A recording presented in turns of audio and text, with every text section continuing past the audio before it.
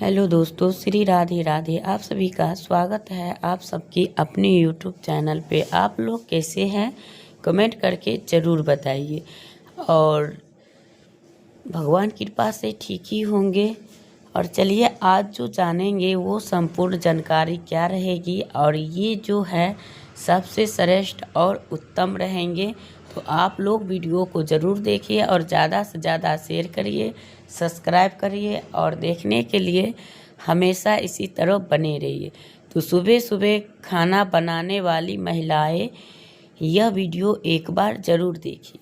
तो चलिए दोस्तों, वो कौन सा है और ये शास्त्र के अनुसार कहा जाता है कि महिलाएं एक घर की लक्ष्मी होती है। अगर जिनके घर में ये महिलाएं होती हैं उनको धन धान्य की कमी कभी नहीं होती।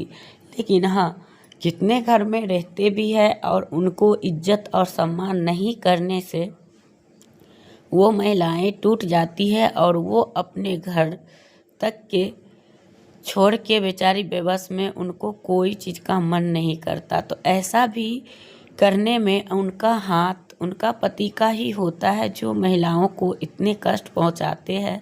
तो वो बेचारी मतलब बीमार और आलसी की तरह हो जाते हैं। नहीं तो जो महिलाएं अगर सुबह ब्रह्म मुहूर्त में उठकर स्नान ध्यान करके अगर वो खाना बनाती है और सबको समय से बच्चे से लेके बड़ों तक को भिजवाती हैं तो उनका घर में सब कुछ सही समय पे हो जाता है और उनका घर का काम और उनका बच्चा सब सारे चले जाते हैं और पति ऑफिस चला जाता है। तो बहुत सारे काम अटेंड हो जाती है। तो इससे माता सबसे पहले माता लक्ष्मी प्रसन्न होती है और उनके बाद आपको जो है धन की आगमन होता है। धीरे धीरे करके आपके घर में के धन में वृद्धि होने लगती है और आपको पता भी नहीं चलता कि आपको हुआ क्या है और कर क्या रहे।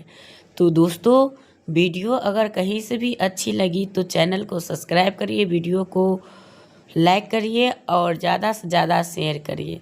तो यही है। और उनके साथ साथ आपको क्या करना है तो मैं बताने जा रही हूँ। एक गांव में श्याम नाम का एक बंदा था और उनके साथ उनकी एक पत्नी थी।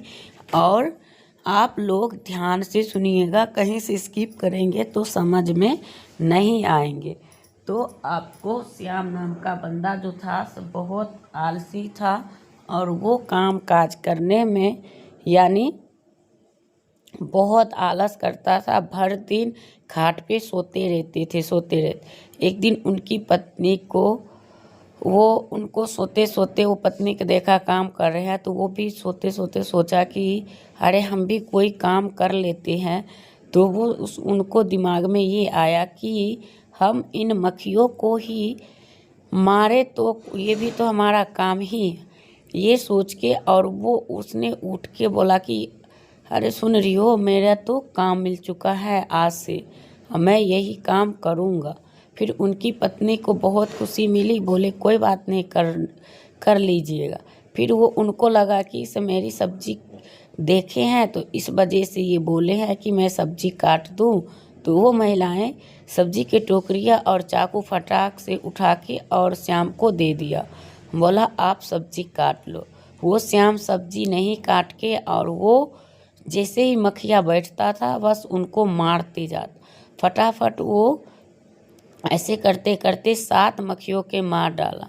मारने के बाद ये बोला कि जब हम इतने जल्दी में हम 7 मक्खियाँ के मौत के घाट उतार सके हैं तो हम और कितने को आज भर दिन में हम कितने को मौत के घाट उतार सकते हैं तो वो भी हम करेंगे।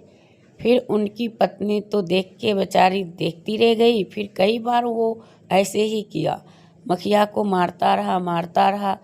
कभी उनके ही गर्दन पर बैठ जाता था तो वहाँ मारा तो गर्दन टेढ़ा हो गया।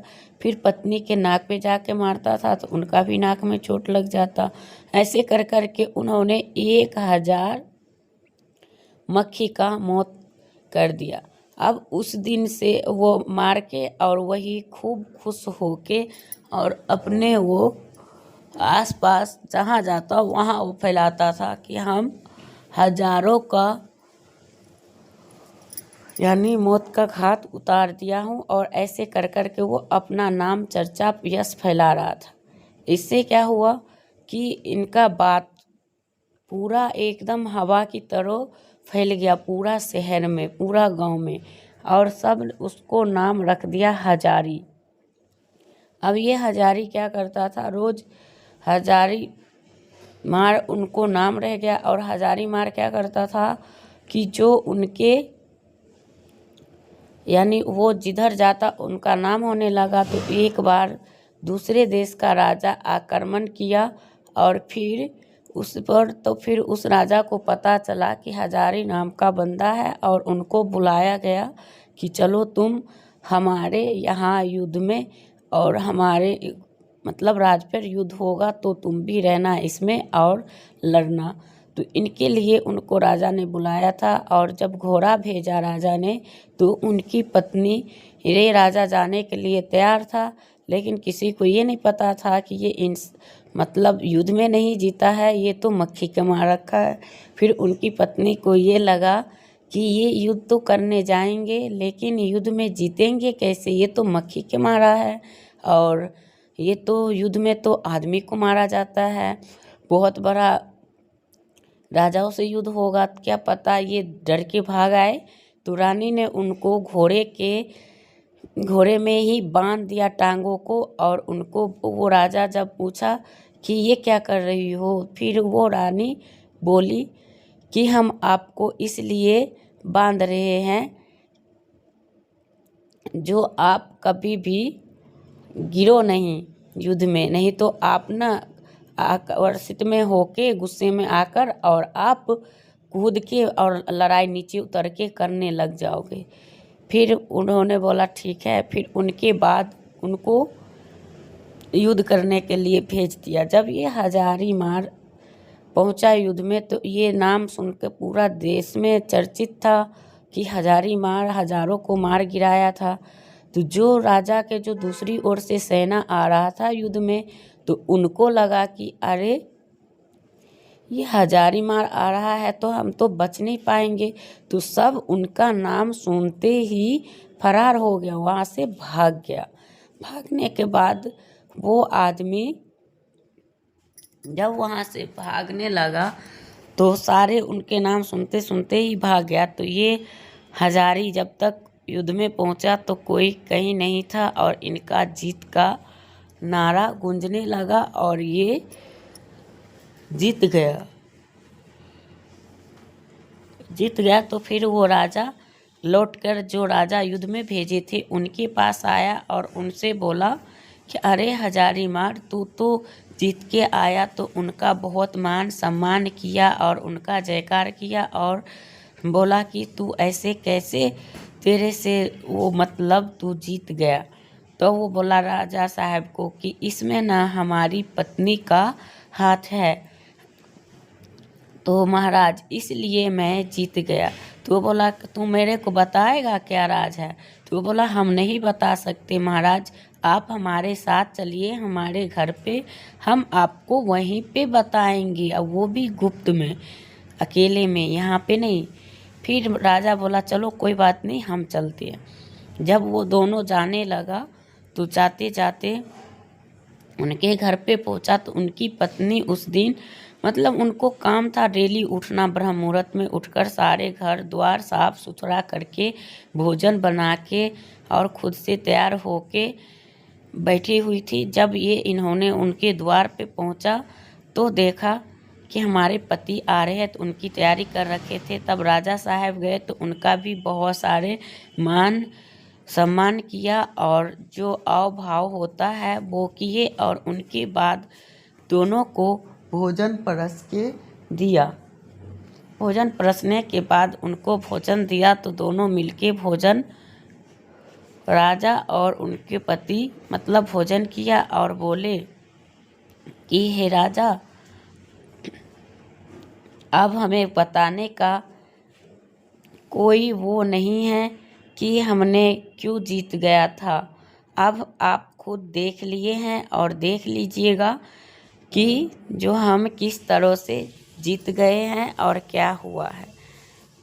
तब राजा समझने लगे कि ओ इनकी पत्नी इतने सवेरे उठ के खाना पीना तैयार करके रखती है और जिनको जो कार्य होता है वो समय पे कर लेता है, जो जहाँ जाना होता है वो जाता है। तो इससे माता सबसे पहले माता लक्ष्मी प्रसन्न होती है, फिर उनके बाद आपका पूरा परिवार प्रसन्न होता है, जो बिना कहे सुने इतने सवेरे सब कुछ मिल जाए और वो अपना कार्य पर चले जाए। और ये तो राजा को सारे चीज़ सोच के और जवाब मिल चुका, तो राजा अपने देश के मान सम्मान और उन महिलाओं को इतना सारा सम्मान किया जो हजारी मार का पत्नी था, उनको बहुत सारे हीरा जोराज बहुत सारे कुछ दिया, जो कि उनका भी मान सम्मान किया। और उनके बाद वहाँ से राजा अपने देश को लौट के चले आए। तो वहीं से कहा गया है जिनके घर में स्त्री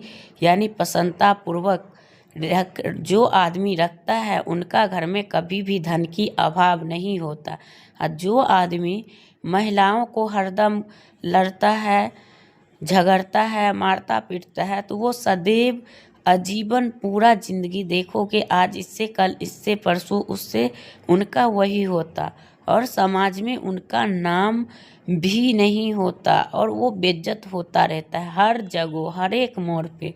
तो वो आदमी खुद है उनका जिम्मेवार। तो इसलिए कहा जाता है औरत को प्रसन्नता पूर्वक रखे ताकि आपको मान सम्मान मिल सके, और अपनी पत्नी को बात रखे और उनकी बात पे चला करे ताकि आपको कब मंजिल हासिल हो जाए। महिलाएं चाहे तो घर को स्वर्ग बना सकती है और स्वर्ग को नर्क। तो चलिए दोस्तों, आप सबको हमारी वीडियो कैसी लगी कमेंट करके ज़रूर बताएं, और वीडियो अच्छी लगी तो लाइक करें, चैनल को सब्सक्राइब करें। श्री राधे राधे।